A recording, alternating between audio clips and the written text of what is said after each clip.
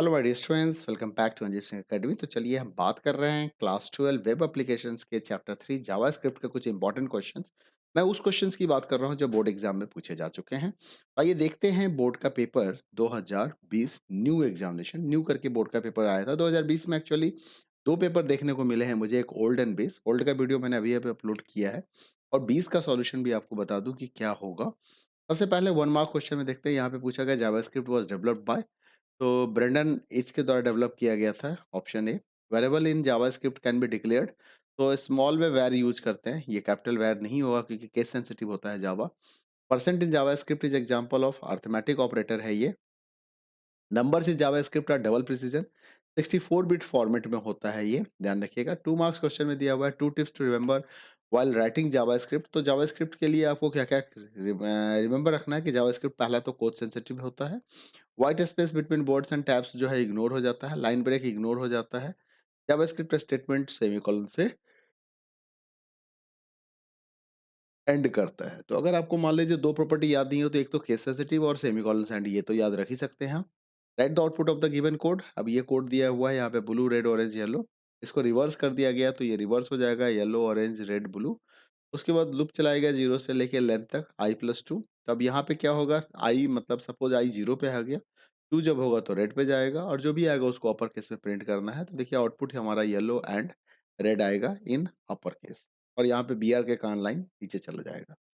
3 marks के question में दिया हुआ है given explain 3 application of JavaScript. तो जावास्क्रिप्ट के क्या क्या एप्लीकेशंस हैं, तो डेवलपिंग मल्टीमीडिया एप्लीकेशंस के लिए हम जावास्क्रिप्ट का यूज कर सकते हैं। ठीक है। With the JavaScript you can show and hide the things, resize the image, create image revolve roll overs भी हम क्रिएट कर सकते हैं। Scrolling text across the status bar, हाँ तो मल्टीमीडिया एप्लीकेशन हमारा इससे इंटरेक्टिव हो जाता है। हम पेज डायनामिकली क्रिएट कर सकते हैं यूजर चॉइस के बेस पे, डेट एंड टाइम के बेस पे, एक्सटर्नल डाटा के बेस पे हम पेज का कस्टमाइजेशन कर सकते हैं डायनामिक्स के साथ। और इंटरेक्ट विद यूजर जावास्क्रिप्ट हमें फैसिलिटी देता है कि हम फॉर्म्स को प्रोसेस कर सकते हैं, डेटा को वैलिडेट कर सकते हैं यूजर इनपुट को, जब भी डेटा सबमिट किया जाएगा यूजर के द्वारा। नेक्स्ट क्वेश्चन है write a code in a JavaScript that is a binary number from the user and display it's decimal equivalent. तो देखो यहाँ पे पार्सेंट का बहुत बड़ा रोल है बाइनरी टू डेसिमल के लिए प्रोग्रामिंग में। हमने क्या किया, यहाँ पे प्रॉम्प्ट एंटर है बाइनरी नंबर, मतलब हमने सिंपल प्रॉम्प्ट लिया और ये स्ट्रिंग में एक वैल्यू स्टोर कर लिया जो एज ए बाइनरी नंबर था, और उस बाइनरी नंबर को हमने डेसिमल में कन्वर्ट करने के लिए पारसेंट में बाइनरी कॉमा 2 लिख दिया और बता दिया ये बाइनरी नंबर है डेसिमल 2 के थ्रू, 2 इसका बेस कोड हो गया। तो इसको डेसिमल में कन्वर्ट करो तो डेसिमल में कन्वर्ट होके हमारे पास यहाँ पे आउटपुट आ जाएगा और हमने यहाँ पे आउटपुट भी दिखा दिया। ठीक है।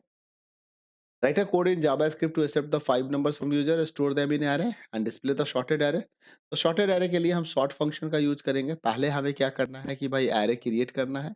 तो यहाँ पे एक हमने array क्रिएट किया लेकिन हमने इसकी वैल्यू इनिशियलाइज नहीं की, एक लूप चलाया। लूप के अंदर हमने पास इंट किया और नंबर इनपुट कराया, और वो जो नंबर हम इनपुट कर रहे हैं उसको नम ऑफ आई पोजीशन पे कॉपी करते जा रहे हैं और ये नंबर हमारा एरे है। तो यहाँ से हमने क्या किया, डायनेमिकली वैल्यू को इनपुट करा के एरे में स्टोर कराया। उसके बाद सॉर्ट फंक्शन को यूज किया। सॉर्ट फंक्शन के बाद आप चाहे तो पूरे एरे को एक साथ भी प्रिंट कर सकते थे, बट मैं इसको प्रॉपर्ली प्रिंट करना चाह रहा हूँ इसलिए मैंने एक लूप चला दिया और लूप में नम ऑफ आई को प्रिंट करा दिया यहाँ से। इस तरह से आउटपुट हमें देखने को मिल जाएगा। 5 मार्क्स क्वेश्चन के अंदर में देखिए write a code in JavaScript to accept a number from the user and generate a random number. ठीक है। Random number greater than the number entered या next even number after the number entered. तो सबसे पहले हमने यहाँ पे नंबर इनपुट कराया। नंबर इनपुट कराने के बाद हमने राउंड रैंडम फंक्शंस के थ्रू एक रैंडम नंबर जनरेट किया। उसमें क्या किया, उसको एक्स से मल्टीप्लाई करके उसमें एक्स को प्लस कर दिया सो दैट कि उससे ग्रेटेस्ट नंबर हमें देखने को मिल जाए। और फिर हम रैंडम नंबर यहाँ पे प्रिंट करवा दिए, मतलब एक्स का हमने यहाँ से रम नंबर, जो रैंडम नंबर वो हमारा नम है, वो वैल्यू हमने प्रिंट कराया।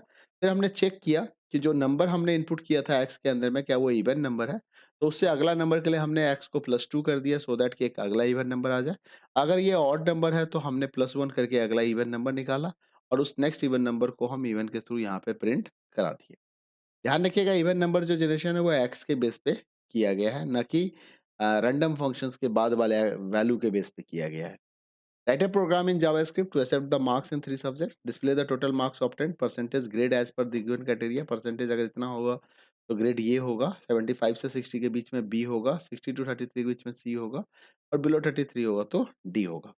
तो ठीक है, चलिए सबसे पहले हम इनपुट कराते हैं। तो हमने प्रॉम्प्ट के थ्रू मार्क्स इनपुट कराया, पार्सेंट से उसे कन्वर्ट करके नंबर में एक्स में स्टोर किया। सेम प्रोसेस हमने यहाँ के लिए भी फॉलो किया, मार्क्स 2 के लिए भी, मार्क्स 3 के लिए भी। फिर हमने टोटल कैलकुलेट किया, percentage equal to total divide 300 multiply 100 करके हमारा परसेंटेज कैलकुलेट हो गया।